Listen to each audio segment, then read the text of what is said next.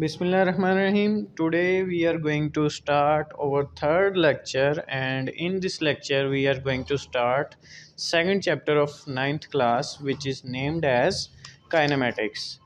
And the major concept we are going to consider in today's video is rest and motion, types of motion, term associated with motion, and then we will talk about scalars and vectors. So start करते हैं। सबसे पहले तो आपका chapter का नाम है kinematics. तो काइनेमेटिक्स होती क्या है, इसकी डेफिनेशन क्या है, उसको देख लेते हैं। Kinematics is the study of motion of an object without discussing the causes of motion.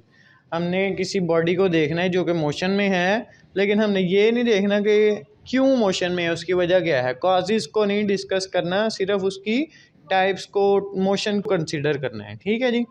तो इस सारे चैप्टर में हमने बस यही देखना है कि बॉडी किस तरह से मूव कर रही है और मोशन होता क्या है। ठीक है। अब हमारा जो टॉपिक है उसको स्टार्ट करते हैं, रेस्ट एंड मोशन। तो रेस्ट क्या होती है? जब कोई बंदा रेस्ट कर रहा हो तो हम समझते हैं कि वो बैठा हुआ है, ठीक है, आराम कर रहा है। तो फिज़िक्स में भी कुछ इसी तरह से है। और मोशन क्या है? मोशन जब हम कहते हैं कोई बॉडी मूवमेंट में है, मूव कर रही है, अपनी पोजीशन चेंज कर रही है, तो हम उसको मोशन में कहते हैं कि ये बॉडी इस वक्त मोशन में है। तो इसकी डेफिनेशन देख लेते हैं। A body is said to be at rest if it does not change it position with respect to its surrounding. अब हमें पता कैसे चलेगा कि ये मूव हो रही कि नहीं हो रही? तो हम देखेंगे कि उसके इर्द गिर्द की चीज़ों की जो पोजीशन है उससे उस चीज़ की पोजीशन डिफरेंट हो रही है, चेंज हो रही है। ठीक है। सपोज़ करें पहले एक पेन यहाँ पे मेरे पास पड़ा हुआ है और फिर वो पेन थोड़ी देर बाद रोल करके टेबल की दूसरी साइड पे चला जाता है, तो फिर वो उसने बॉडी ने मूवमेंट की, मोशन की। ठीक है। और अगर वो वहीं पे पड़ा रहता है, उसकी पोजीशन चेंज नहीं होती, वो टेबल के उसी कॉर्नर पे पड़ा रहता है, तो हम उसको कहेंगे कि ये रेस्ट में है। ठीक है। इसी तरह कार की मिसाल लेते हैं कि वो कार जब चल रही होती है तो वो अपनी पोजीशन दरख्तों के लिहाज से, दूसरी कारों के लिहाज से, इंसानों के लिहाज से चेंज कर रही होती है, और उन इंसानों के लिहाज से नहीं जो उसके अंदर बैठे होते हैं। तो उसके अंदर जो बैठे हुए हैं वो रेस्ट में हैं, और जो बाहर चीज़ें चल रही हैं उसके लिहाज से वो मोशन में है। ठीक है जी। A body is said to be in motion if it changes its position with respect to its surrounding. अब नेक्स्ट हम देख लेते हैं कि टाइप्स ऑफ मोशन क्या हैं। ठीक है। तो if we observe carefully we find out that everything in the universe is in motion. तो उनके डिफरेंट टाइप्स ऑफ मोशन है। There are 3 main types of motion: translatory motion, rotatory motion and vibratory motion. ठीक है। अब translatory motion को हम further explain करते हैं, और उसमें फर्दर 3 टाइप्स की मोशन आ जाती है। सबसे पहले ट्रांसलेटरी मोशन को देख लेते हैं। इसकी डेफिनेशन देखिए आप। इन translational motion a body moves along a line without any rotation. The line में बी स्ट्रेट और कर्व्ड। ठीक है।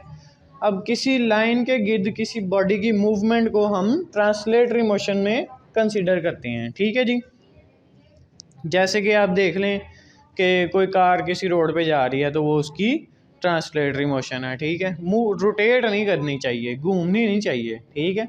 अपने एक्सिस के गिर्द अगर तो वो मूव कर रही है अलोंग अ लाइन, और लाइन में भी स्ट्रेट, वो सीधी भी लाइन हो सकती है और कर्व भी हो सकती है। जिस तरह से रोड्स अक्सर जिगजैग भी होते हैं, कर्व्ड भी होते हैं और स्ट्रेट भी होते हैं। ठीक है। तो उस चीज़ को हम ट्रांसलेटरी मोशन कहेंगे। अब चूंकि इसमें 2-3 टाइप्स ऑफ पाथ आ गए, जैसे स्ट्रेट पाथ हो सकता है, सर्कुलर पाथ हो सकता है, और रैंडम पाथ हो सकता है कि मतलब कभी जिगजैग आ गया, कभी स्ट्रेट आ गया, कभी सर्कल आ गया, तो वो रैंडम बन गया ना। तो उस लिहाज से इसको फर्दर 3 टाइप्स में डिवाइड किया गया है। सबसे पहले हमारे पास लीनियर मोशन आ जाती है।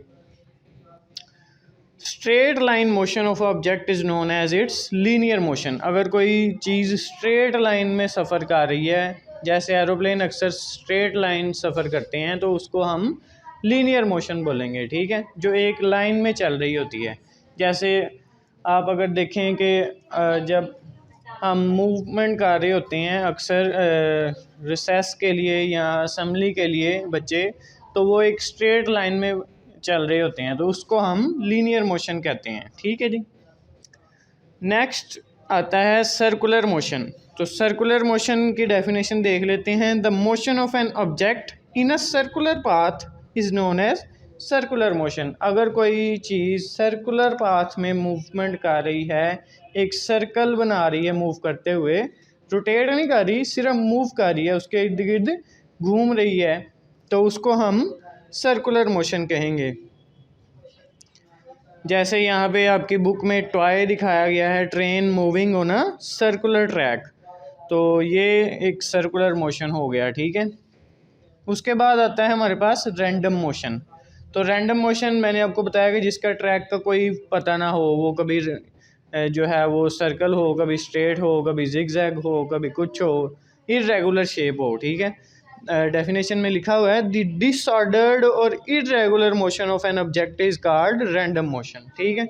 मतलब वो किसी भी डायरेक्शन में कभी भी चेंज हो सके, तो उसको हम रैंडम मोशन कहते हैं। ठीक है जी। अभी हमने सिर्फ रेस्टोर मोशन को देखा, काइनेमैटिक्स की डेफिनेशन पढ़ने के बाद रेस्टोर मोशन को देखा। उसके बाद हमने मोशन की टाइप्स देखी और उसमें ट्रांसलेटरी मोशन की जो फर्दर 3 टाइप्स थी उसको देखा। अब टाइप्स ऑफ मोशन में हमने 3 टाइप्स पढ़ी थी, ट्रांसलेटरी हो गई, अब हमारे पास आ गई रोटेटरी मोशन। ठीक है। तो the spinning motion of a body about it axis is called its rotatory motion. ठीक है। किसी भी बॉडी का उसके एक्सिस के गिर्द रिवॉल्व करना उसकी रोटेटरी मोशन कहलाती है। ठीक है। अब ये एक्सिस क्या बला होती है वो भी देख लें जी। An axis is a line around which a body rotates. ठीक है। ऐसी लाइन, ऐसा पॉइंट जिसके गिर्द सारी की सारी बॉडी मूव कर जाए। ठीक है। तो उसको हम उसका एक्सिस बोलते हैं। इसकी सादा एग्जांपल आपने बाईसाइकिल तो अपनी ज़िंदगी में देखी होगी ना, तो उसका पहिया एक जगह पे जुड़ा होता है बाकी बॉडी के साथ बाईसाइकिल की, तो वो एक्सिस जो है वो उसका वो बन जाता है, उसके गिर्द वो टायर घूमता है। ठीक है। पहिया व्हील घूमता है उस पॉइंट के इर्द गिर्द, तो वो उसका एक्सिस है। ठीक है। इसी तरह अक्सर शरारतें करते हुए बच्चे अपनी हाथ फिंगर के ऊपर बुक को घुमाते हैं, या फुटबॉलर जो हैं वो फुटबॉल को घुमाते हैं, तो वो जिस पॉइंट के ऊपर घूम रहा होता है वो उसका एक्सिस कहलाता है। ठीक है जी। तो किसी भी एक्सिस के गिर्द जब बॉडी रोटेट करती है, मूव करती है, स्पिन करती है, तो उसको हम रोटेटरी मोशन कहते हैं। ठीक है जी। अब हमारी थर्ड टाइप ऑफ मोशन आ गई। थर्ड टाइप ऑफ मोशन में हम देखेंगे वाइब्रेटरी मोशन को। ठीक है। तो ये सबसे आसान है। To and fro motion of a body about its mean position is known as vibratory motion. ठीक है। तो किसी एक पोजीशन के गिर्द आगे पीछे होना बार बार हमारे पास वाइब्रेटरी मोशन कहलाता है। इसकी सबसे अच्छी एग्जांपल आपने झूला देखा होगा, स्विंग। ठीक है। झूले के ऊपर झूले तो लाजमी लिए होते हैं सब ने, सीसा और स्विंग आपने यूज़ की होगी, तो वो आप देखेंगे रेस्ट में होती है, मेन पोजीशन पे होती है। आप उस पर बैठते हैं और धक्का लगवाते हैं या अपने आप से खुद फोर्स लगाते हैं और किसी एक्सट्रीम पोजीशन पे चले जाते हैं और फिर वहाँ से पीछे आते हैं और फिर आगे जाते हैं, तो उस मेन पोजीशन के इर्द गिर्द आप लोग झूलते रहते हैं। तो इस सारी मोशन को हम वाइब्रेटरी मोशन कहते हैं। अब हमारा मोशन का जो टॉपिक था वो तकरीबन कवर हो गया। हमने 3 टाइप्स ऑफ मोशन पढ़ लिए हैं। ठीक है। ट्रांसलेटरी मोशन और उसकी लीनियर, सर्कुलर और रैंडम भी देख ली, और उसके बाद वाइब्रेटरी मोशन और रोटेटरी मोशन भी देख ली। तो अब हम आगे चलते हैं स्केलर और वेक्टर पर। हमने पिछले चैप्टर में, लास्ट वीडियोस में जो हमने बनाया था, उसमें हमने स्केलर क्वांटिटीज़ के बारे में बात की थी। ठीक है। Physical quantities. तो स्केलर और वेक्टर भी बेसिकली क्वांटिटीज़ को ही शो करती हैं, ये उन्हीं की एक फर्दर एलेबोरेट करने के लिए यूज़ होता है। तो स्केलर ऐसी क्वांटिटीज़ होती हैं जो सिर्फ़ और सिर्फ अपने मतलब मैग्नीट्यूड से या कह लें उसके हिस्सों से शो कर दी जा सकती हैं, कंप्लीटली डिस्क्राइब हो सकती हैं। लेकिन वेक्टर ऐसी नहीं होती। वेक्टर के लिए आपको डायरेक्शन भी बतानी पड़ती है कि इस डायरेक्शन में ये फोर्स या ये चीज़ लग रही है, ये जो फिज़िकल क्वांटिटी है ये किस डायरेक्शन में है, ठीक है। तो इसको देखते हैं। A physical quantity which can be completely described by its magnitude is called scalar, ठीक है। फॉर एग्ज़ाम्पल मैथ है, लेंथ है, टाइम है, स्पीड है, वर्क है, ठीक है जी। ये सारी की सारी जो हैं वो only by its magnitude we can understand it, ठीक है। कम्प्लीटली डिस्क्राइब किया जा सकता है इसकी मैग्नीट्यूड से, जबकि इसके बरक्स वेक्टर को ऐसा नहीं होता, ठीक है। सपोज़ करें मैं अक्सर अपने बच्चों को एग्जांपल देता हूँ कि मैं अगर आपको कहूँ कि भागो, तो अगर आप थोड़े से अक्लमंद हैं तो सर आप मुझसे पूछेंगे कि सर किस तरफ भागें, ठीक है। तो डायरेक्शन की ज़रूरत है ना, ठीक है। तो ये जो डायरेक्शन बताना है ये वेक्टर क्वांटिटी है, ठीक है। कि कोई भी काम करने के लिए जब आपको डायरेक्शन की भी ज़रूरत पड़ जाए कि जाना किस तरफ है या ये फोर्स या ये काम करना किस तरफ है, तो वो वेक्टर क्वांटिटी होती है, ठीक है। अगर मैं कहूँ 5 किलो चीनी, तो 5 किलो चीनी तो आपको समझ आ गई, लेकिन मैं अगर आपको कहूँ कि 5 मीटर दौड़ो, तो आप मुझसे पूछेंगे लाजमी कि सर किस तरफ दौड़ना है, ठीक है। तो ये चीज़ वेक्टर में आती है। A vector quantity is described completely by magnitude and direction। सिर्फ एक चीज़ ऐड हुई है कि मैग्नीट्यूड के साथ साथ डायरेक्शन भी बतानी पड़ती है इसमें, ठीक है जी। तो इसकी एग्जांपल्स में डिस्प्लेसमेंट है, फोर्स है, टॉर्क है, तो ये सारी इसकी एग्जांपल्स हैं, ठीक है जी। अब रिप्रेजेंटेशन ऑफ वेक्टर के हमने मैग्नीट्यूड जो स्केलर क्वांटिटीज़ थी उनकी तो सिर्फ वैल्यू लिखी और हमें समझ आ गई, लेकिन वेक्टर की सिर्फ वैल्यू से समझ नहीं आई, तो हम क्या करेंगे, इसको शो कैसे करेंगे, रिप्रेजेंट कैसे करेंगे, तो वो भी देख लेते हैं। To differentiate a vector from a scalar quantity, we generally use bold letters to represent vectors quantity, ठीक है। Such as F बोल्ड में या B बोल्ड में या D बोल्ड में, ठीक है। और हम क्या कर सकते हैं, इसके ऊपर एक एरो लगा सकते हैं, ठीक है, या इसके ऊपर एक बार लगा सकते हैं, ठीक है। तो ये 3 मेथड्स हैं जिससे हम इसको रिप्रेजेंट करते हैं, शो करते हैं। और ग्राफिकली इनको शो किया जाता है और एरो हेड से, ठीक है। जिस डायरेक्शन में ये फोर्स या जिस डायरेक्शन में ये वेक्टर लग रहा हो उस डायरेक्शन में हम एक लाइन लगाते हैं और उस डायरेक्शन में एरो लगा देते हैं, ठीक है। तो वो हमें ग्राफिकली समझ आ जाती है कि ये चीज़ यहाँ से यहाँ जा रही है, ये इसकी डायरेक्शन है, और उसकी जो लेंथ है उस लाइन की वो उसकी मैग्नीट्यूड को शो कर देती है। तो इस तरह से हम ग्राफिकली एक वेक्टर को रिप्रेजेंट कर सकते हैं। इसके बाद कुछ थोड़ी सी टर्म्स हम देखेंगे मोशन के रिलेटेड। तो उसमें सबसे पहले तो पोजीशन है, चूँकि हमने बात की थी कि मोशन होती तब है जब एक जो बॉडी मोशन में है वो अपनी पोजीशन चेंज कर रही हो। तो सबसे पहले हमें ये तो पता होगा ना कि पोजीशन होती क्या है। तो term position describe the location of a place और a point with respect to some reference point, ठीक है। और उसको अक्सर ओरिजिन कहा जाता है। अच्छा, अब आप देखें कि अगर आपने मुझे अपने घर की लोकेशन बतानी हो, ठीक है, तो आप अक्सर मुझे जो बच्चे बताते हैं कि सर वो फलाने की दुकान आपको पता होगी, ठीक है, तो उस दुकान से इस वाली गली में जाएंगे तो वहाँ पे ये वाला गेट होगा और वो हमारा घर है, ठीक है। अब वो जो दुकान या शॉप का रेफरेंस दिया गया वो रेफरेंस पॉइंट यानी ओरिजिन उसने रख लिया, ठीक है। और उससे फिर उसने मुझे बताया कि लेफ़्ट साइड पे आप जाएंगे और थोड़ा सा आगे जाएंगे तो मेरा घर आ जाएगा, ये गेट है उसका। तो ये जो थी ये उसकी लोकेशन थी और यही उसकी पोजीशन को डिस्क्राइब करता है। बेसिकली लोकेशन पोजीशन एक ही चीज़ है, ठीक है जी। उसके बाद आ जाता है हमारे पास डिस्टेंस या डिस्प्लेसमेंट। डिस्टेंस और डिस्प्लेसमेंट कहना ज़्यादा बेहतर होगा। अच्छा, डिस्टेंस आपको पता ही है फासले को कहते हैं, ठीक है। और डिस्प्लेसमेंट किसको कहते हैं, कम से कम फासले को। इतना छोटा सा फर्क है। ये आपकी बुक में बहुत अच्छे से डिस्क्राइब किया हुआ है, एक जिगजैग पाथ बनाया हुआ है। ए बी जो है वो लाइन ब्लू कलर की शो की गई है, उसमें एक डायरेक्ट लाइन फिर वो रेड कलर की लगाई है और उसको हम डिस्प्लेसमेंट बोलेंगे। ये जो डॉटेड लाइन है इसको एस जो है ये डिस्टेंस है और ये कंप्लीट डिस्टेंस है, हम शॉर्टेस्ट डिस्टेंस नहीं है, ठीक है। और जो ए बी रेड कलर की लाइन है डी से शो किया गया है और वो एक वेक्टर है। आप देखें कि वो वेक्टर है, किस तरह से पता चला, क्योंकि उसमें एक लेंथ है और उसके आगे एरो हेड लगा हुआ है, ठीक है। तो डिस्प्लेसमेंट एक वेक्टर होती है और डिस्टेंस एक स्केलर क्वांटिटी होती है। इसकी डेफिनेशन देख लेते हैं। Length of a path between two points is called distance between those points, ठीक है। किसी भी दो पॉइंट्स में हम कहीं जिससे भी लाइनें मिला दें तो वो डिस्टेंस बन जाता है। जबकि displacement is the shortest distance between two points which has magnitude and direction, ठीक है। इसमें डायरेक्शन भी होती है और ये शॉर्टेस्ट डिस्टेंस होता है, ठीक है।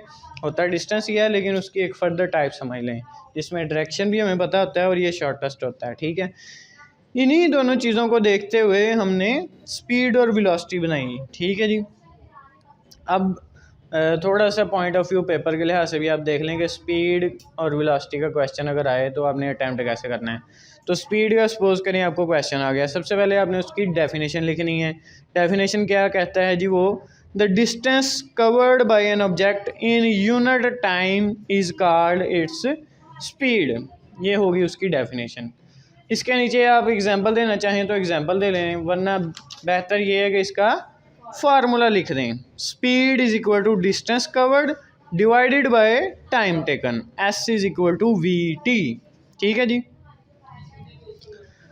और इसके बाद आप उसका यूनिट लिखें। S I unit of speed is metre per second, ठीक है जी। तो ये इस तरह से आप लिख सकते हैं, क्वेश्चन अटैम्प्ट कर सकते हैं। उसके बाद हम आ जाते हैं वेलोसिटी के ऊपर। वेलोसिटी भी सेम वही है, बस इसमें क्या होता है, उसमें डिस्टेंस था, इसमें डिस्प्लेसमेंट है। Velocity is equal to displacement over time taken. The rate of displacement of a body is called its velocity, ठीक है जी। v is equal to d over t, तो इसका यूनिट भी मीटर पर सेकेंड ही है। अब uniform speed या uniform velocity क्या होता है, अ body has uniform velocity if it covers equal displacement in equal interval of time however short the interval may be। अब अगर इक्वल इंटरवल ऑफ टाइम में equal distance cover किया जाए, suppose करें पहले 5 सेकंड में 10 मीटर डिस्टेंस कवर किया, फिर दूसरे 5 सेकंड में 10 किया, फिर तीसरे में 5 में 10 ही मीटर उसने फासला तय किया, तो वो यूनिफॉर्म स्पीड से जा रही है, ठीक है। ये आपने बहुत अच्छे से पढ़ना है और इसके फार्मूलाज भी आपने अच्छे से समझने हैं, क्योंकि ये आपके न्यूमेरिकल्स में यूज़ होने हैं। आज के लेक्चर का लास्ट टॉपिक जो है वो है एक्सेलरेशन। तो एक्सेलरेशन क्या है, उसकी डेफिनेशन देखते हैं। Acceleration is defined as the rate of change of velocity.